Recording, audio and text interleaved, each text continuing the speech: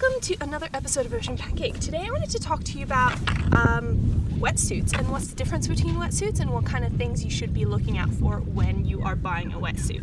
Adreno just sent me this beautiful 3mm Springer suit that I used on this whole trip that we just had around the Coral Sea, and I had previously bought myself this 3mm Tuna Wetsuit from Adreno. So very similar, probably the biggest brand in Australia, one of the most affordable brands. Let me walk you through the differences and similarities and why you should get which one. So to start off with, the Tuna, it is a hooded 3mm two-piece spearfishing or freediving wetsuit. One negative about this for women is it only comes in unisex. So if you have a little waist and big bust, you're gonna have some water flow happening around that waist area. Clips to attach it, and then the bottoms are like leggings, so also 3mm. Stretchy, easy to put on in case you do spearfish. It is quite thin, but it is long, so it does cover a large section of your body. Springer suit, it's got a much bigger chest pad for the spearfisherman. There's no hood and there are no buttons, meaning you have to put it on and then zip it up on the back. The inside of this one is also a different texture, so it's much fuzzier inside, which tends to keep you warmer. This one comes in men's and female cuts, which I absolutely adore. A small in this one and then a size 10 in this one. Two-piece wetsuits are the way to go because they are more versatile than one-piece wetsuits. With this, I can dress them up. I added the leggings from this one to this one for my scuba dives when I was feeling cold. You can wear like a rashy pants, still get some UV protection. Now, pros and cons. Hood, no hood.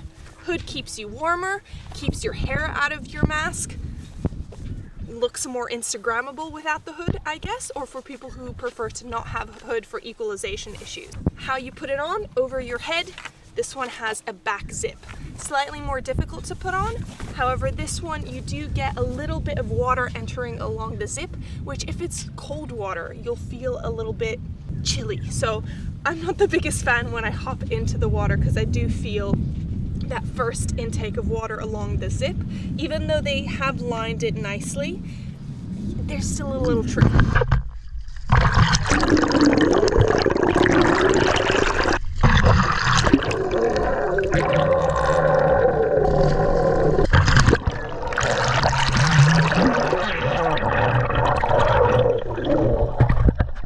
Chest pad. This one is skinnier and longer, this one is thicker and definitely feels like it has more padding in it. So I think this one's better overall. In terms of the material, this has the fleece lining, which I do think keeps you warmer, while this is just a standard neoprene. So after a few years, my partner had a similar one to this. It does eventually stretch out.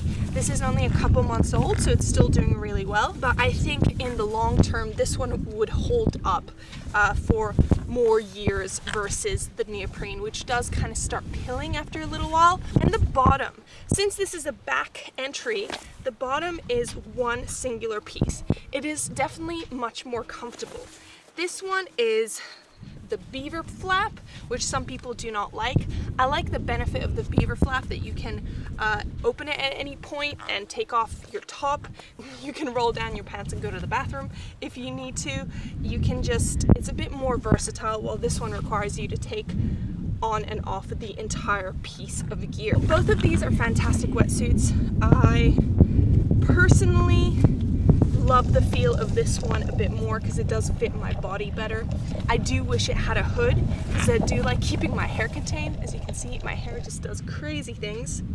And I do prefer for myself this beaver flap. I do still scuba dive and I have my whole separate scuba diving wetsuit collection if you'd like me to go through those. Oh, and they gave me this one.